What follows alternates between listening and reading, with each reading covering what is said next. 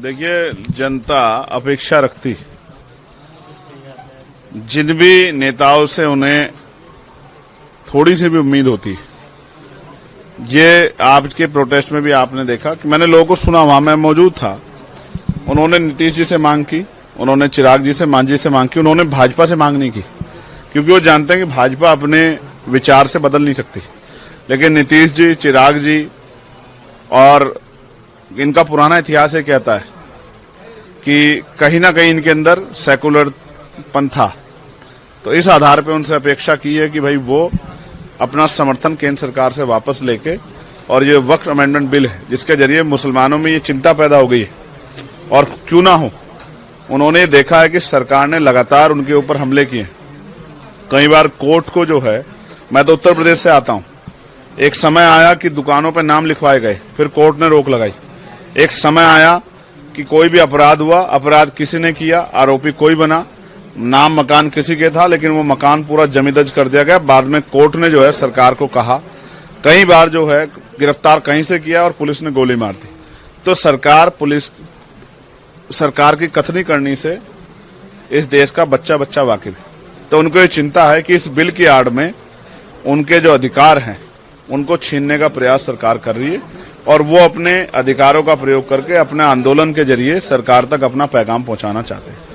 आज हम लोगों ने समर्थन दिया और हमने ये बात सरकार के सामने जो है उस मंच से मांग की कि सरकार इस मांग को माने, जो इतने सारे संगठन देश के इकट्ठे होकर इस मांग को कर रहे हैं। तो इस बिल को जो है और इस बिल के पीछे जो उनकी मंशा, दोनों को रोकने का काम करें। अब देखते हैं सरकार क्या करती।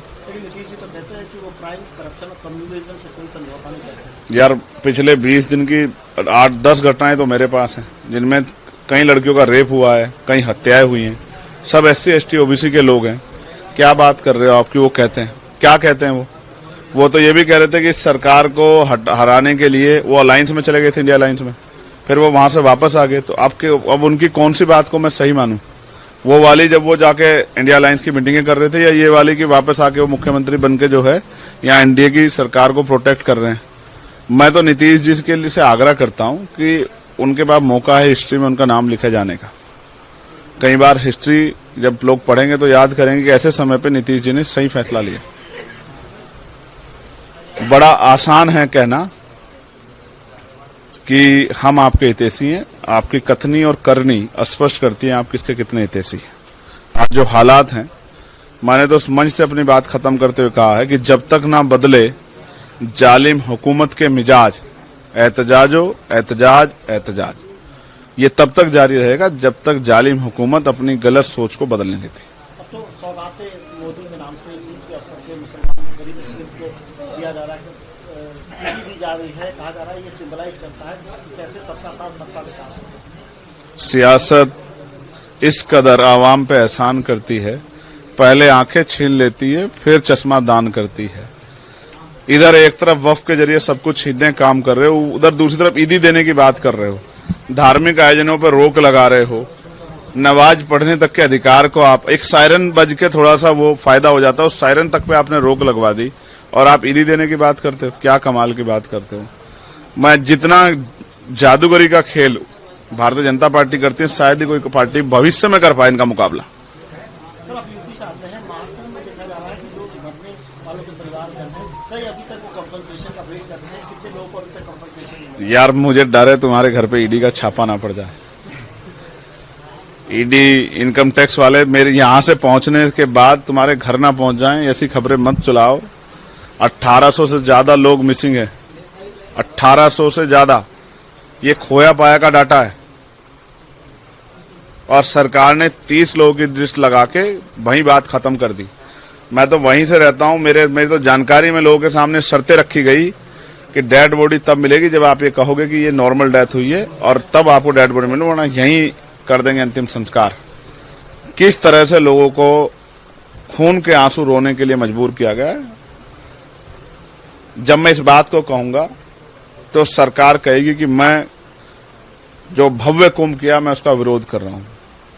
मैं किसी का विरोध नहीं कर रहा, लेकिन अगर किसी के जन हानि होगी किसी भी कार्यक्रम में तो उसका जवाब सरकार से मांगना पड़ा, क्योंकि सरकार ने बहुत मोटा पैसा कुंभ के आयोजन में लगाया था और विश्वास दिलाया था कि आयोजन भव्य होगा, लेकिन वहां इतने लोग मिसिंग है, इतने लोगों की जान चली गई, इसका जवाब भी तो सरकार ही देगी। 29 लोगों ऐसा थोड़ा ही कि भाई जो अच्छा वो आपका और जो बुरा वो किसी और के पल्ले।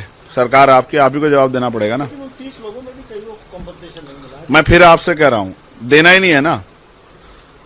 इनकी बातों में आके हमारे SC ST OBC के लोग मन में ये संकल्प लेके कि हमारी जीवन में मुक्ति मिलेगी, वहां चले गए।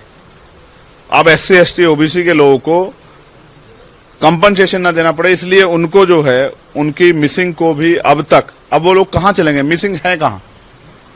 अब तो कुंभ को खत्म हुए भी लगभग 1 महीना, 26 तारीख में आखिरी स्नान था, 1 महीना बीत गया, आज 26 तारीख है। आप बताओ कि अब तक वो लोग कहां हैं। तो सरकार का इंतजाम क्या था, सरकार का एडवर्टाइजमेंट क्या था, सरकार की सरकारी मशीनरी क्या कर रही थी। सच ये है कि सरकार ने सिर्फ राजनीतिक एजेंडे के जरिए किया और सिर्फ वहां VIP प्रोटोकॉल लगा के VIP मूवमेंट को मजबूत करने का काम, दिखावा करने का काम किया। असल तो धर्म का भी मजाक उड़ाने का काम इस सरकार ने किया है। एक आखिरी सवाल, संभल के सांसद जियाउर रहमान समाजवादी पार्टी ने उनको SIT में नोटिस सर्व किया है यूपी में, वो जो जामा मस्जिद का मामला था उन पर दंगा भड़काने का आरोप लगाकर उनको SIT में। ये तो नोटिस किसी को भी आ सकता है। मैंने तो आपके लिए भी चिंता की कि कल आपके पास कोई नोटिस ना आ जाए या PTI वालों के पास कोई नोटिस ना पहुंच जाए। तो मैं फिर भी कहूंगा कि ऐसे जुल्म का सामना भी हमें डटकर करना है।